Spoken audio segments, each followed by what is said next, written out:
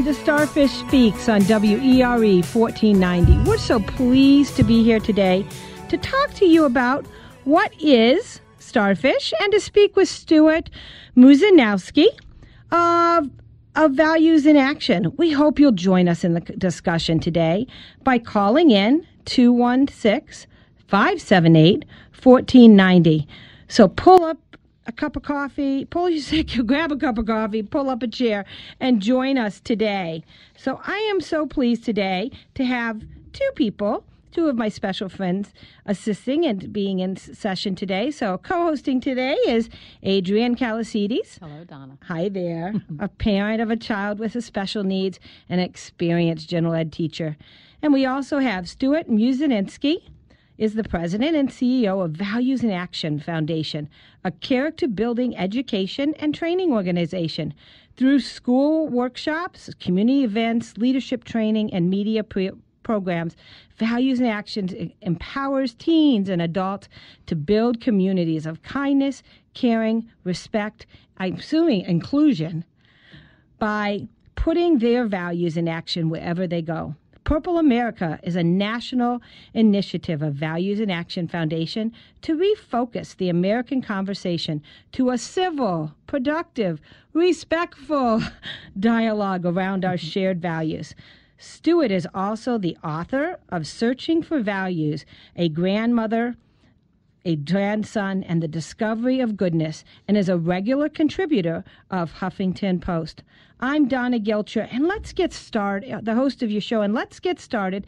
After our show, we got some questions that came in over Facebook and emailed that asked about what is Starfish and what do we do?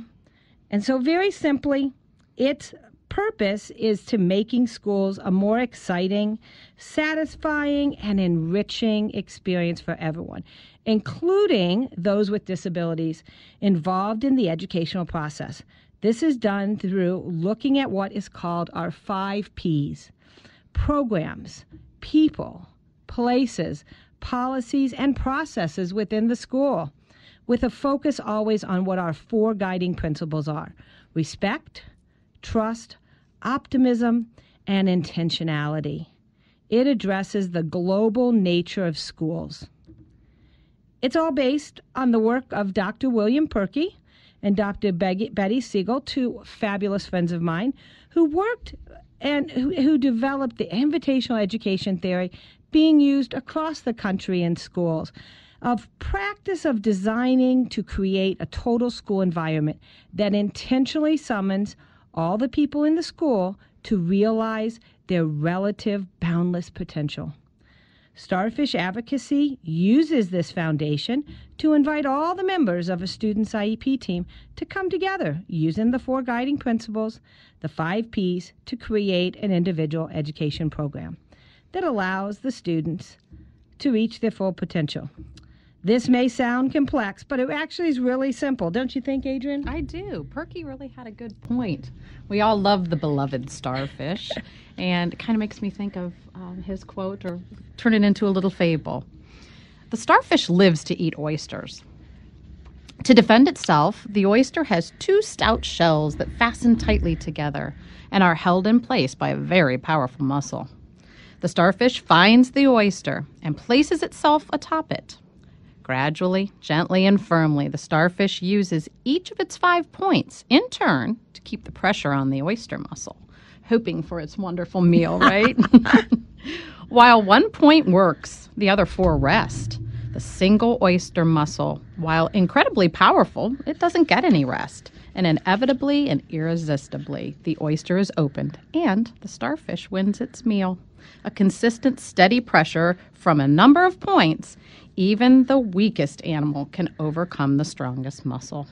So the biggest challenge, I think that shares a little story, doesn't it? You know what? And oftentimes our children's education and finding the appropriate education for our children really looks like an overcoming challenge. It does. And so we at Starfish teach our parents to become their child's own best advocate. They've got to develop 5 fingers of that starfish. And sometimes it means bringing on professionals to come in and be part of the starfish. So we want parents to be educated about their children's disability, have an accurate diagnosis and medical treatment by trained professionals. We ensure that and work hard to make sure parents are knowledgeable of the federal regulations that support children with disabilities, such as IDEA, ADA, Section 504.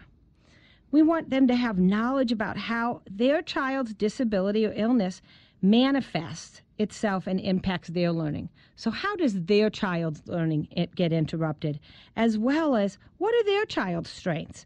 What are their child's weaknesses? What are their child's unique needs? And then we take all of that and we really believe in the law of abundance, collaboration, and intentionality. Mm-hmm. Simple. If you want to learn more about the Starfish advocacy process, connect with other parents and children with disabilities, then please go to the website www.starfishadvocacy.org, STARFISHADVOCAC.org, and be able to connect with other parents. So, hope that answers everybody's questions. Stuart, we are so happy to have you here today. Yes, and as I was researching, I got to tell you how your wife and you started Values in Action. I just saw so many similarities between what we teach parents at Starfish as they start to engage with the schools. And it was like, whoa, brainstorm it. I thought, we have to have you on for the entire session. So, Stuart, if you can start, share with us, how did Values in Action get started? How did you start this? Well, I was in my own business in Cleveland. My wife was a clinical psychologist. We had 2 kids. Life was good. And then all of a sudden, second half of 1992, I started losing my memory, and I was like an Alzheimer's patient by the end of the year.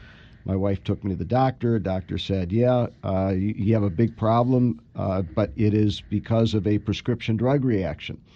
He took me off the drug cold turkey. I had this massive withdrawal reaction, and I got chronic fatigue syndrome, and I was in bed for the next year and a half. Oh, my goodness. And during that time, obviously, you know, if you're a high-performing individual and all of a sudden, you know, things come to an abrupt stop. You don't get a lot done in bed, right? Yeah, you're not a happy person. So, you know, obviously, when you're sick, depression sets in as well. You know, you're wondering, what is your life all about, et cetera, et cetera.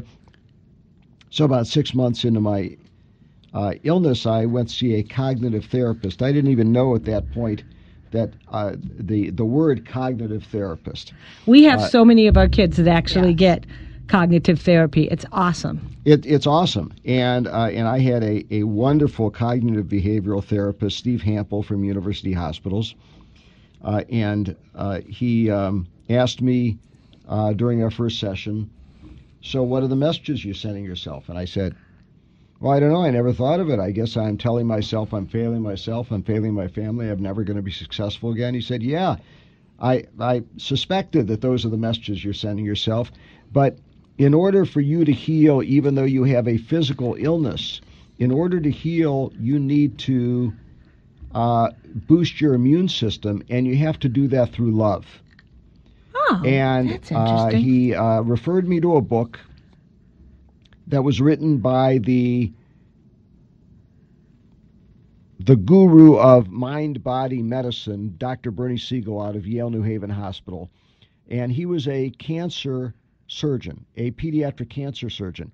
And he noticed that where his patients are surrounded by love, now love can mean different things. You know, love to certain people can be you're playing classical music around you, and to other people it means that you have flowers surrounding you, and to other people it means engaging with people, you know, just kind of a loving presence. But he noticed that if children had that loving presence, that they recovered at a much faster rate. And if they used the power of their active imagination, and he called that visualization, and if they used the power of their active visualization to even visualize their illness and put the word love superimposed on that illness, or visualize their cancer melting away, that they recovered at miraculous rates. And so I went back to my second session with Dr. Hampel, and I said, okay, well, I'm going to do this love therapy for myself. And 40, 50, 60 times a day while I'm laying in bed staring at the ceiling, having nothing else to do except feel sorry for myself, which was what I was doing, and getting angry and getting depressed. Instead of doing that, I would paint these positive pictures in my mind of climbing a mountain and getting to the top and white light coming and healing all my aches and pains. Anybody who knows anything about chronic fatigue syndrome, it's not just a matter of being tired all the time. You are exhausted, but it's like having the worst flu that you ever had. And it's like, imagine that it's like Groundhog Day. You wake up the next day and you still have the worst flu. And the day after that, you still have the worst flu. And, you're not getting any better because your immune system is overloaded. And so we have a lot of kids that do get diagnosed with chronic fatigue syndrome, or they have other autoimmune deficiencies. And, some of them, I had a young man that had a dysautonomia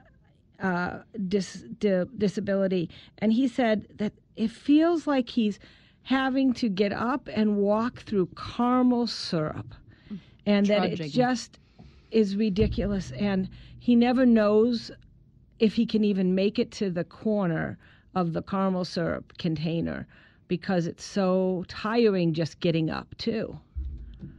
Yeah, it's amazing what these autoimmune illnesses will do to you, and of course, they not only rob you of your energy, they rob you of your encouragement, of your life essence as well, because when negativity sets in, that exacerbates the actual illness.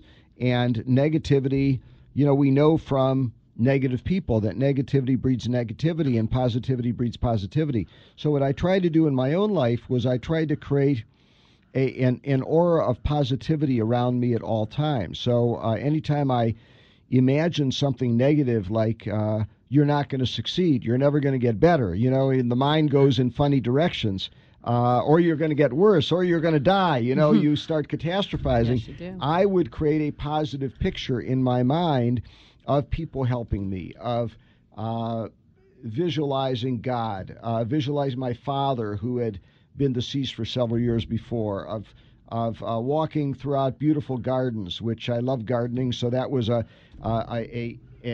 aura of love that surrounded me as well. Being on a beach and seeing the water lap up on the beach, seeing the sunset, anything that could interrupt that cycle of negativity and put positivity into my life.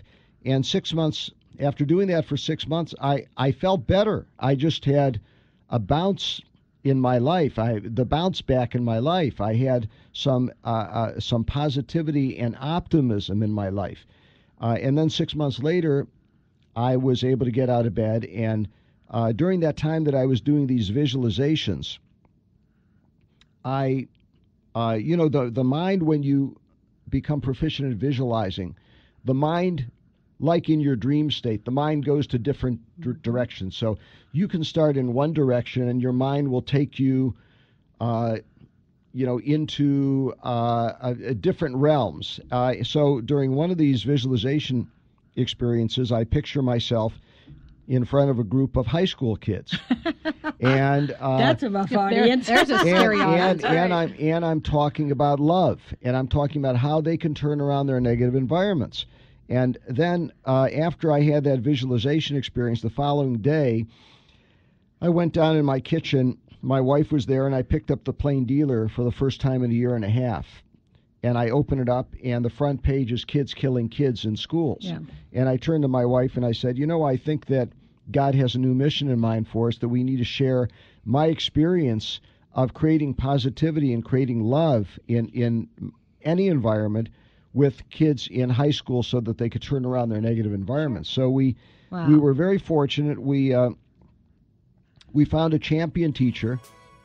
Hold on 1 second, because I think we having to go to break, and I missed our cue. So hold that thought, because we've got to go to break to be able to pay the bills at the studio. So here we go. I alone know me. Something of believing up in everything. addicted to drugs or alcohol?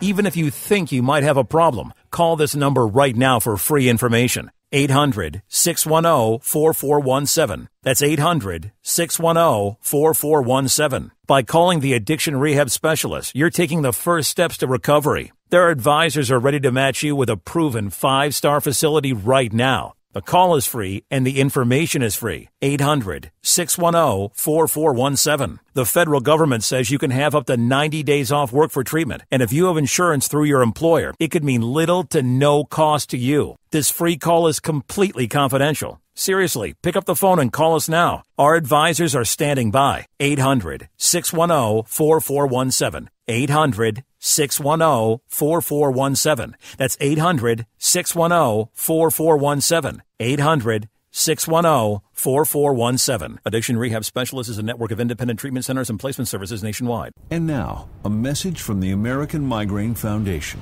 It's an absolute nightmare. I was terrified. It was like your head's going to explode. Migraine is a disabling disease. Just all of a sudden couldn't see. Migraine has ruined my life. Absolutely terrifying. There's pain that does not stop. It's a throbbing, pulsing, banging, hammering feeling in your head. 36 million Americans suffer. I started getting migraines around 5 years old. Just takes over everything. I feel trapped by migraine. It hurts like my head's gonna fall off. And the whole world around you stops. My world has gotten small. You feel like the world's closing in on you. There's nothing you can do. I had spent a year housebound. It's like you're trapped in your head. There's no escaping it. You can't leave your body. Don't suffer alone. Make your move against migraine.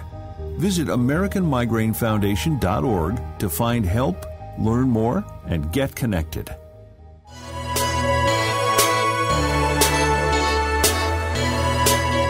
Welcome back. You're Starfish Speaks. We have Stuart Muszynski here. And I got to tell you, this is unbelievable how you took an illness that could have just sidetracked your life and really changed it around. And so often, working with kids and working with children with disabilities, we always say to them, you know what? You got to fake it till you make it. Believe you can do it, and you can do it.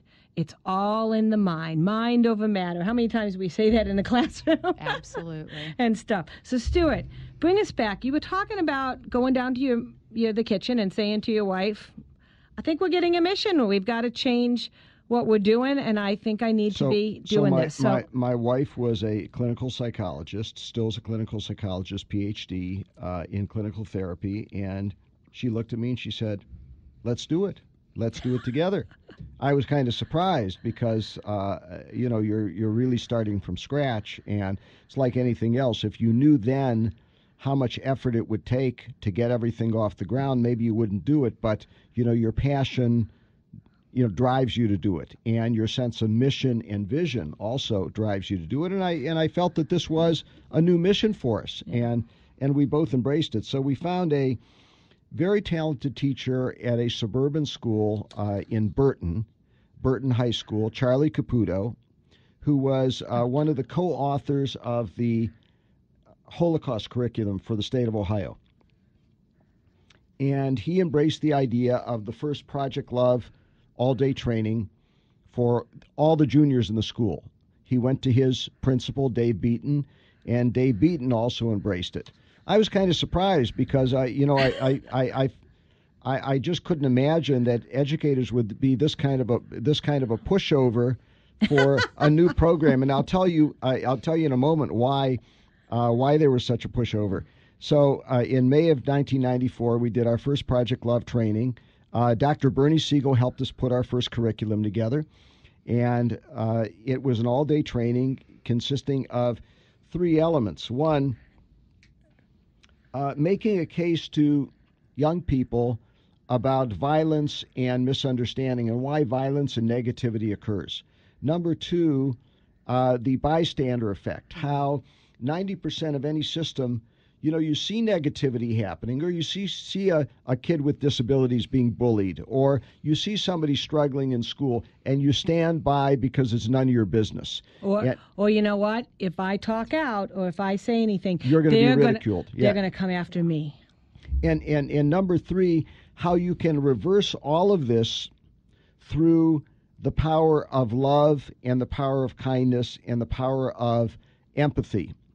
And so we go through these 3 levels during an all-day experience, and that is interactive by videos that we produced that involves small group discussions and large group discussions. And excuse me, it's amazing how much young people crave to share and crave to talk. They don't have enough time during the school day to do that. And as many high school and middle school kids have said to us through the past 23 and a half years, we want to talk about serious things and about how to transform our school, but nobody gives us an opportunity to do that. Or nobody hears us. Right. I hear And when I nobody sit hears down us, with kids all the absolutely. time, they'll say, I asked for that, but nobody heard me. The teacher didn't hear me. And so you gave them an opportunity to really be heard and to share or that. we'll get similar things, Donna, from students after our trainings, and they come up with ideas, and then they'll say, the teachers will never let us do that. And we say, give them a try. Give them the benefit of the doubt. If you approach them with negativity, then they're going to give you negativity back. If you approach them with positivity and with enthusiasm, and boy, we really want to go into action in this school and turn things around, then they will be totally surprised, and they will allow you to do it. And not only will they allow you to do it, but they'll jump on board. And that's exactly what happened at Berkshire High School. The following October, the principal, Dave Beaton, is calling me, and he says, you got to come up and see what's happening. And he said, when I came up, he said, from the get-go, these kids they were the meanest group that we had ever had in this school. And that's why I allowed you to, to come in and let them be your guinea pigs. And they came back after summer break, and they're the kindest, they're the nicest, they're the most proactive kids that we've ever had, and they're transforming the school. And he see, said, that's the way it takes. He said, I went through the lunchroom one day, I went through the cafeteria one day, and I asked every kid what made the difference. And they all said it was the Project Love experience. It was the idea that for the first time, they were recognized as empowered adults. They were no longer goofy kids. They were empowered young adults that had the capacity to make the world better. And given the opportunity, who doesn't want to make the world better? Who does not want to impact another person if given the opportunity? And that's how we started. And then we continued building on it. We believed in starting Purple America in 2007 with hold on about Purple America, because you had something you wanted to ask. Yeah, Stuart, you bring up a very interesting point. As a teacher, kids crave power. I think that's one of the main. It's what when you come to a place where there are many individuals, they're striving for power, and many of them don't come to the table with, for example, myself, my background. I had wonderful parents who taught me how positive thinking can inspire you, can motivate you, visualization, those types of things. A lot of kids don't come to the table with that. They have to be taught that. And looking at the bigger picture, kids learn through experience. If kids can come together in a situation as with yours and experience power through something positive, this changes everything. Well, I think you're absolutely right. I think that the other thing that that students crave that goes along with that sense of power is respect. Everybody in all of, now we have trained in the past 23 and a half years over 200,000 young people. Wow. Primarily in the state of Ohio and primarily in Northeast Ohio. We always ask the question, does everybody in this group want respect? Yeah. Everybody's hand goes up. No one Then says we no. ask another question. How many in this group give respect? Yes, get and give. A fraction of the hands go up. Well, they'll probably say, if they respect me, I'll give it to them. That's right. And what we point out and what we enable them to talk through in our workshops is that's not the way the world works. You don't get respect by giving disrespect, or you don't get respect by watching somebody else being bullied. You get respect by showing respect and then others give you respect, because that creates a chain reaction. It's like kindness and meanness. We also ask kids, how many of you have experienced meanness? Right. Everybody's hand goes up. Sure. Well, how did you feel after somebody was mean to you? Well, I felt like a wet rag. I felt like I was insignificant. I felt like I wanted to die. Well, how many have experienced kindness? Everybody's hand goes up. How do you feel after somebody's been kind to you? I feel like I'm on top of the world. Right. I feel like I want to pay it forward. So there is this human dynamic. So hold on one second. Yeah. I hate to interrupt you, but I'm looking over here and the lights are building with call-ins, which is awesome, Stuart. So let's take our first caller. Hi.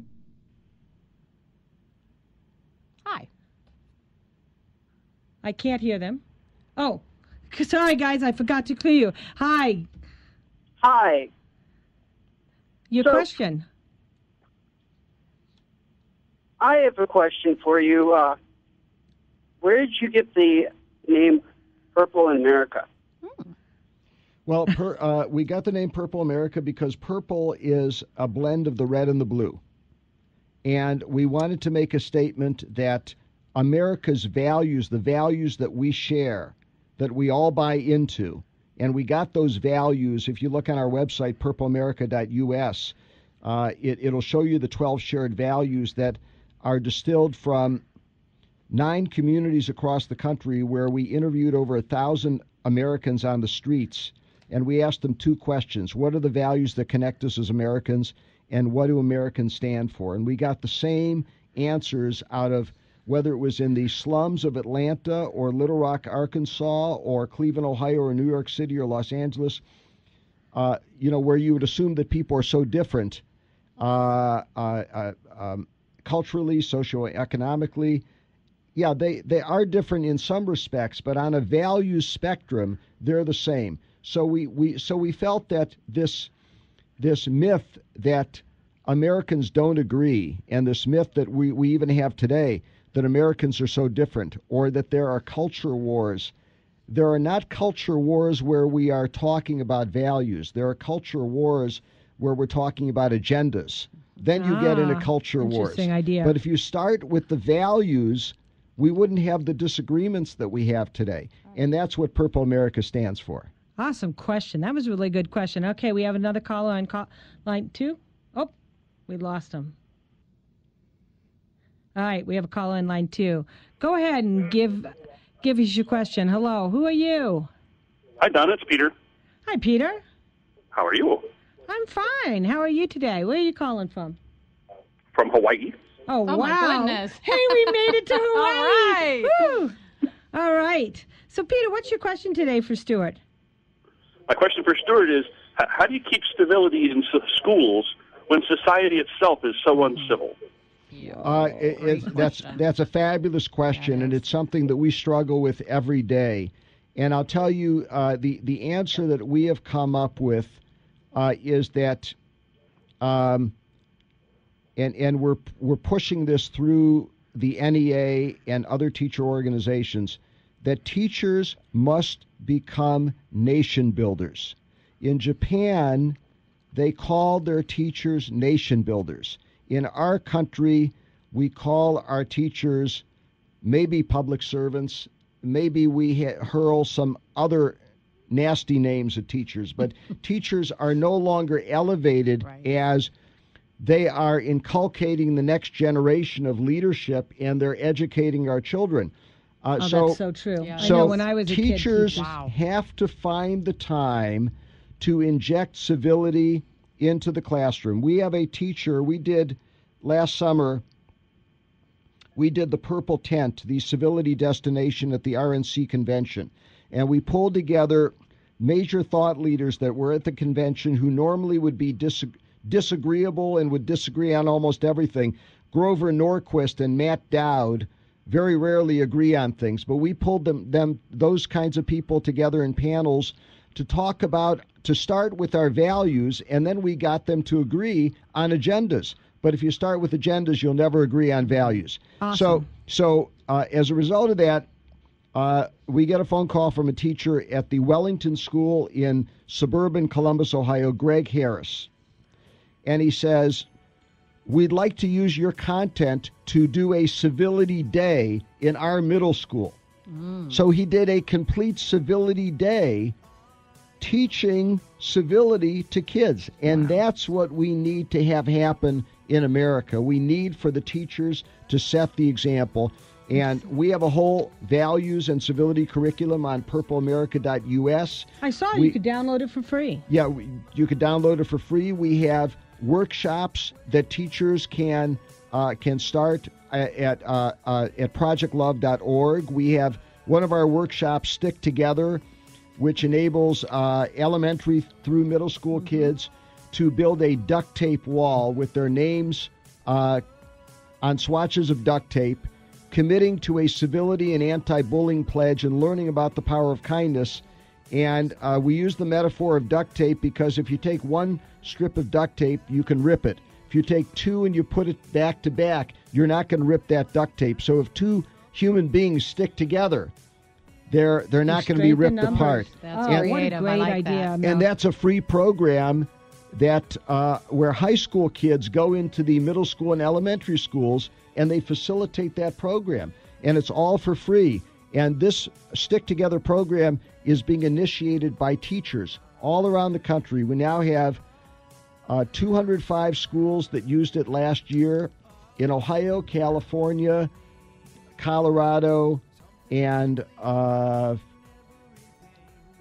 one more state that doesn't come to my mind. So, well, hopefully. So here's an opportunity. If you're in Hawaii, you can take this to your neighboring high school, and you could say, wouldn't it be great for high school kids to facilitate this in the elementary school? So the two takeaways to your question, number one, we need teachers to weigh in, and number two, we need teachers to combine with students to be able to send this message down to younger kids. All right, we got to take a break. Thank you. And we'll be back in a second. You at Starfish Speaks, 1490 WERE. Something of believing up in everything. Tell me you agree. Agnes was in deep trouble with the IRS. I owed the IRS a lot of money. I did not know what I was going to do. I was scared. Agnes caught a break and found out about Optima Tax Relief. But when I called Optima Tax, they guaranteed me that they were going to help me out the best that they can. And they did. Optima stopped the IRS. No more telephone calls, no more letters. Optima Tax took care of everything. I can finally sleep at night. I was stress-free. Agnes was finally free from her IRS nightmare. It was like a burden was lifted off of me, and it was a great feeling. Are you in deep trouble with the IRS? You might want to listen to Agnes. I would refer Optima Tax Relief to anyone because they got me debt-free from owing the IRS any more money. Call Optima right now for your free consultation. Call 800-279-6822. 800-279-6822. 800-279-6822. Optima Tax Relief. Some restrictions apply. For complete details, please visit OptimaTaxRelief.com. Attention men under the age of 35. You know what really impresses the ladies? When a guy has a few drinks and later gets pulled over for buzz driving. That could cost you around $10,000 in fines, legal fees, and increased insurance rates. There goes let's grab dinner and a movie. Oh, I know. You drive more carefully when you're buzzed. You've proven that hundreds of times. A woman admires that kind of confidence. And you've practiced how to speak if a cop does pull you over. Slowly, clearly, and politely like, "Good evening, officer." A woman admires that kind of foresight. And what woman doesn't find it adorable that you call it buzzed even though the law calls it drunk? You could kiss $10,000 goodbye, along with any chance of having a girlfriend. Because nothing says, "I'm a catch," more than a guy who lives in his parents' basement and calls it my place. Buzzed, busted, and broke. Because buzz driving is drunk driving. A message from the National Highway Traffic Safety Administration and the Ad Council.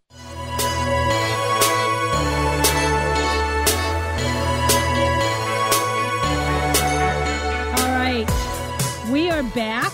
Starfish Speaks on 1490 WERE.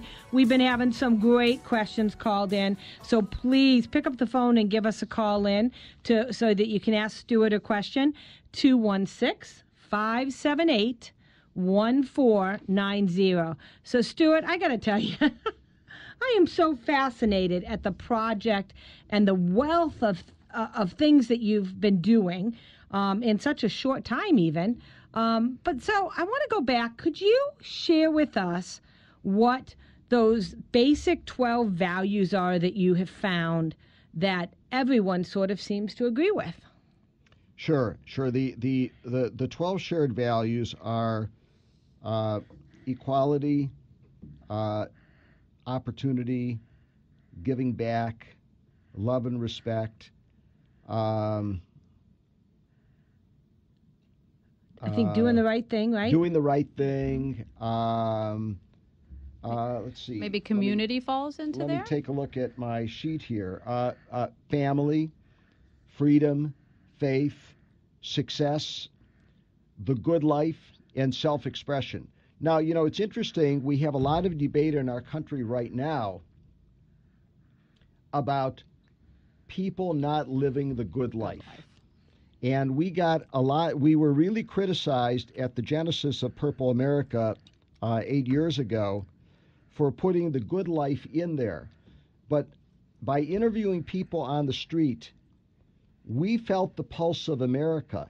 And Americans overwhelmingly, whether they were affluent, we interviewed a lady coming out of one of the major boutiques in Beverly Drive, Hills, right. And she had just had her nails done, and she was dressed to the nines. And okay, what are the values? life? Well, I want to live the good life, and and then we interview somebody across from Ebenezer Baptist Church, a homeless man who used to be a truck driver but became an alcoholic, lost his job, lost everything. And he's living on the streets. Well, what do you want? What do you believe that a value, predominant value? I want to live the good life. The good life. And we have this tension in America now because America is not living the values of America. So if you go to those blue states that turned red in the last election, it's because there is this belief that the bargain that they're a part of is not applying to them, which gets back to the 12 shared values. They're not being given success. They're not being given opportunity. They're not being given the good life. And if you go into the inner city of Cleveland, you will find the same tension. The people are disillusioned because they're not being given opportunity, they're not being given success, they're not being given the good life.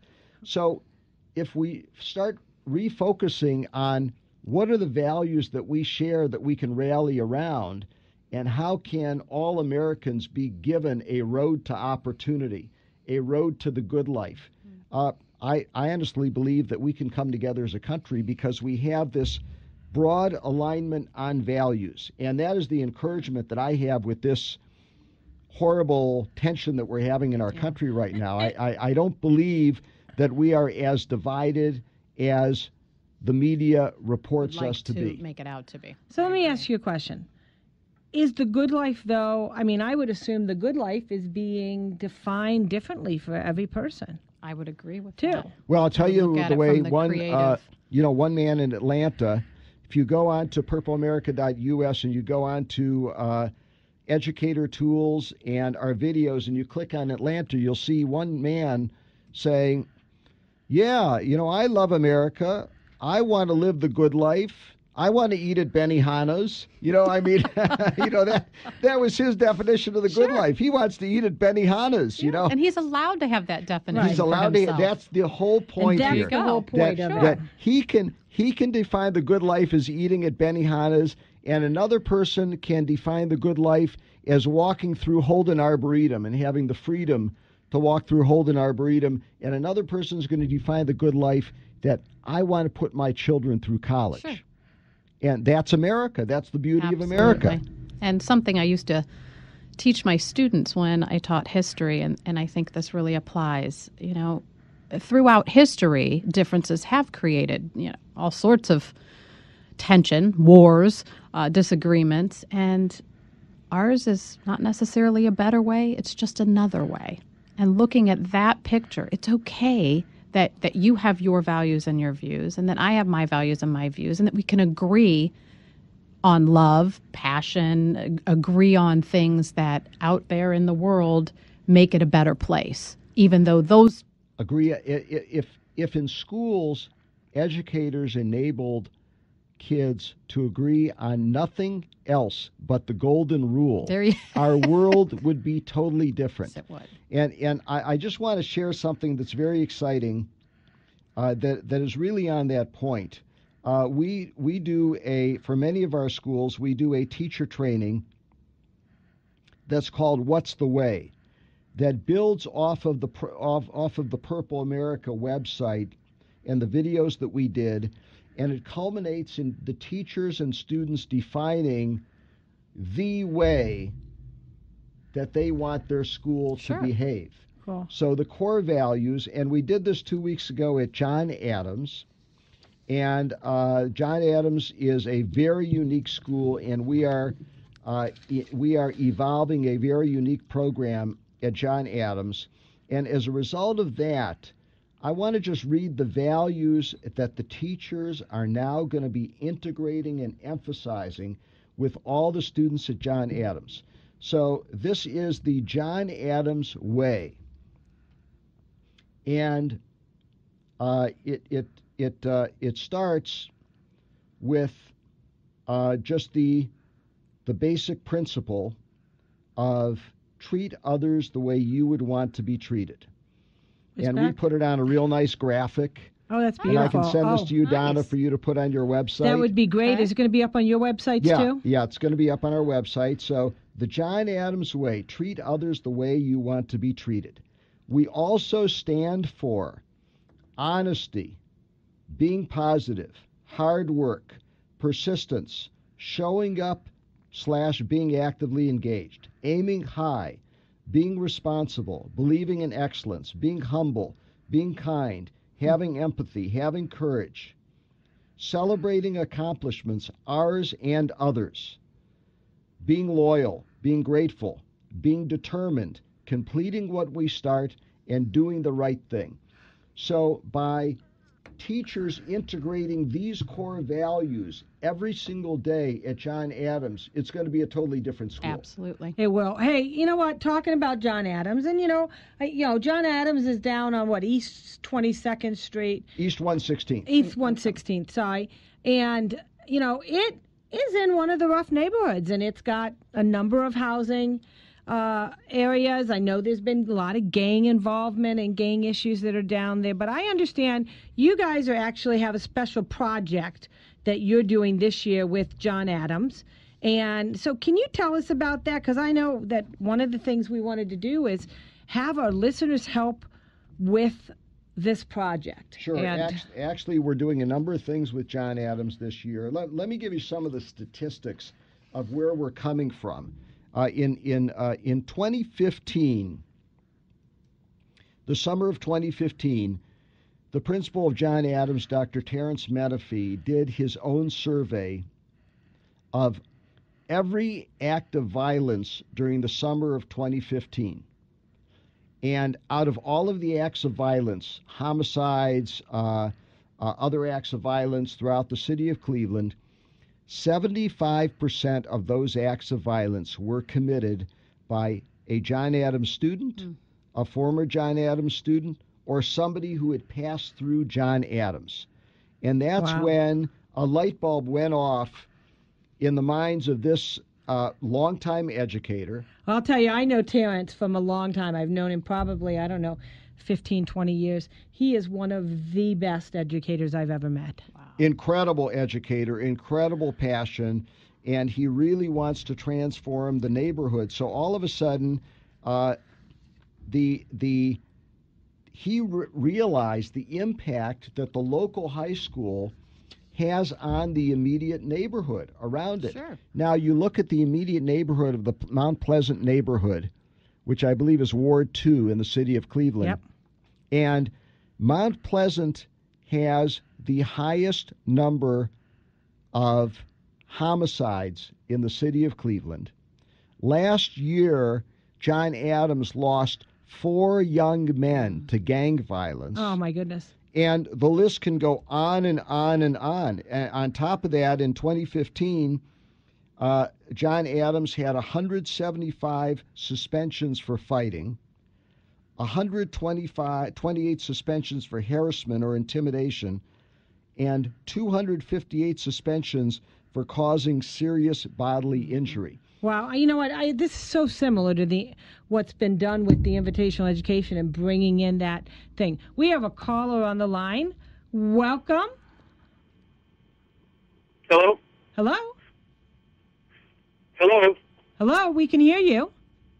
Yeah, the stuff is very, very interesting. Could the gentleman be more specific about exactly where the website can be found so we can go and read through all of this stuff extensively? Sure. There are 2 websites to go to. Our National Civility Initiative, Purple America, you could go to purpleamerica.us. And our in-school programming, which is under our Project Love brand, you go to projectlove.org, projectlove.org. So that will give you the totality of all of our programming. Do you have another question? Well, I just want to say thank you for all the work that you're doing and for there being a show like this that's now on to start talking more seriously about real solutions to our major problem. Yeah. Well, thanks so much for for calling interest. in. So, Stuart, tell us more about the partnership and the project, and what do you need from us in the community to help make this work? Well, what we're trying to pull off at John Adams now is very unique, not only in education in Cleveland, but in education around the country. We're taking our entire Project Love template that has evolved over 24 years, which is an 11-point template, and we're overlaying it and integrating it completely with the school and with the academic learning. Awesome. So John Adams will become the first totally embedded social-emotional learning school in Cleveland, and one of the few in the United States where the teachers are integrating core values, where the students are learning how to diffuse conflict, where the most at risk are understanding that they have a life purpose and they're special, and that we're going to help them achieve their life purpose and point them to their hopes and dreams, where a certain segment of kids that want to go directly into the workforce are going to be matched with employers and jobs. Mm-hmm. And we're going to take this entire 11-point template. The teachers are so excited about this and about the potential to do something that is game-changing, and we anticipate that the students are going to be equally excited. One other element, we're going to have grandparents in the halls. We're training grandparents as character coaches in the hallways. That's awesome. If they just give a kid a high five in the hallway every day, that makes another kid's day. You know, a lot of research points to that intergenerational. The intergenerational appeal is magical, but the other thing is that if somebody is influenced by a good morning or by a smile or by a high five, it does something to somebody else's day that all of a sudden you're injecting that positivity instead of the negativity. You're infusing love instead of meanness. Right. And they do pay it forward. I found when I was in the classroom. Absolutely. No, I worked in a residential unit for a lot of years, and I had across my threshold that, you know, this is a new place, it's a new day, and I made sure that every day I stood there and said, good morning. Mm-hmm. And as an administrator, I couldn't believe that, you know, teachers sometimes would be at their desk and not, and I would insist, stand at the door, they need to be greeted. Every child needs to be greeted with, Stuart, good morning. I'm so glad you're here today. You know that That's there's awesome. research that's been done over a period of many years by the Search Institute out of I love the Search out Institute. of Minneapolis, and they have their 12 assets that are predictors of success for young people. And one of the assets that is most indicative of a successful environment and paving the way for success for young people is if a young person is able to answer that somebody knows them by their name. Imagine that there are young people out there where they don't feel that they're even noticed, that nobody knows them by name. Right. So once again, getting back to teachers, getting back to principals, these are the first responders. This is the first line of defense in our country, that every principal should be greeting kids in the hallway. Well, every teacher should be standing up and saying good morning. We got our senators talking about the opioid epidemic, these kids not having it, all of those things. Absolutely. Everybody should be supporting this program, from, Senator Portman to Senator Brown should be absolutely supporting this, because you know what? You want to take help on the drugs, and you want to cut down drug use, and you want to support these kids that are living with parents that are addicted to drugs. Absolutely. Provide the schools a safe place for them that they can learn some different values and different absolutely. pieces. We've said for years, we've had we did a television show on teen suicide, and we did a television show on teen binge drinking about 7 or 8 years ago. And in both of those shows, the teenagers said that if they had had adults intervening in their crisis points, that and if they had felt comfortable going to an adult to talk things through, that they would not have reached that crisis point. And I think that the same is true with the opioid issue.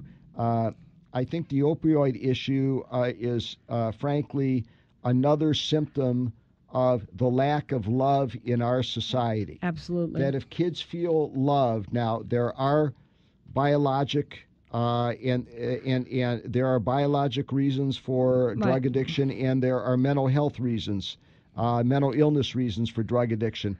But that doesn't mean that everybody that has a biologic predisposition is going to become a drug addict. Well, we know that's true. Exactly. We know that's true. So the difference is the interaction with other human beings.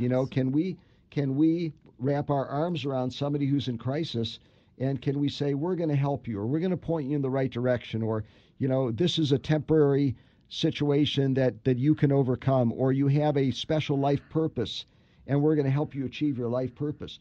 And, as we know, there's a lot of fear of on the part of young people of the future. Yeah. We know that for sure. They're afraid of success. They're afraid of failure. They're afraid of the pressure that society puts upon them, whether it's parental pressure or peer pressure or societal pressure. And we need to be able to cut through that by saying, we love you, we accept you, we're going to help you be successful. These are the values that we all buy into. Your teachers are going to help you, your parents are going to help you, society is going to help you. Older Americans are going to want to take you under their wing and point you in the right direction. And we have, we have so many programs that are available that go untapped. I mean, we do that. And I know Terrence, Dr. Menifee, he will tap every program that's out there with it. But, we tell parents with disabilities, children that have disabilities all the time, you know what? When your child gets to middle school and high school, they want you to be involved still. Even kids that don't have disabilities, they want parents to be involved. We've heard that all along in all the work I've done. And when I was working with, Mike Walker and the Gang Task Force years ago, I think he calls himself Partnership for a Safer Cleveland now. When I was working with him, that was the one thing. Kids want to be connected. They want to feel respected. They want to know that somebody actually knows their name and cares. So this is a big project. It is. We don't have much time left. No. And I know you need help from the community. Do you need grandparents to stand up and volunteer to be grandparent trainers in the Mount Pleasant neighborhood? We need grandparents in the Mount Pleasant neighborhood. We need community leaders in the Mount Pleasant neighborhood that will be character coaches at John Adams. And certainly we'll accept others from the community who want to volunteer. And if anybody wants to make a contribution, you can go on to projectlove.org and you can contribute specifically to our John Adams program or to any of our programs. So it sounds to me you need money, whether it's $1 or big corporations making thousands of dollars of donations. You need businesses and large and small stacking me up and saying, hey, we want to do some internships. We want to have some places for kids to come in and do some work with us. You need older Americans to come in and be grandparents. I think that's a great idea to have them in the halls, being, just there watching. I got to tell you, when I was working with some inner city students and whatever, I always got grandparents involved, because I got to tell you, if your grandma tells you that this is something you shouldn't be doing, you do it. Your mom and dad can say lots of things and they can talk away. But I got to tell you, it's the grandmother effect or the grandpa effect. And I love it. I used to use it all the time in my classrooms. Absolutely. Because it's so powerful. Stuart, that's what I see here, and something I really want to comment on. I think when you bring large groups of people together, everyone wants to talk about their differences. And many times I've just sitting back and noticing, even amongst all the differences, we all have these commonalities if you take a look and you listen to what people are honestly saying. So I think the pieces here, one that I think is extremely important, you're using common language. And when kids hear this common language, these particular terms that you're using, be it love or compassion or empathy, when you hear these things over and over again, you hear it at home, you hear it from your grandparents, you hear it in the hallway, you hear it in the cafeteria, you hear it in the classroom. I love that you're embracing teachers and bringing them in on this. Those are those positive things that kids can make connections with, and they realize the importance of it because they're hearing it in different places. That awesome. Same language. Well, that's so true. I have one word for exactly what you just said, and that is culture.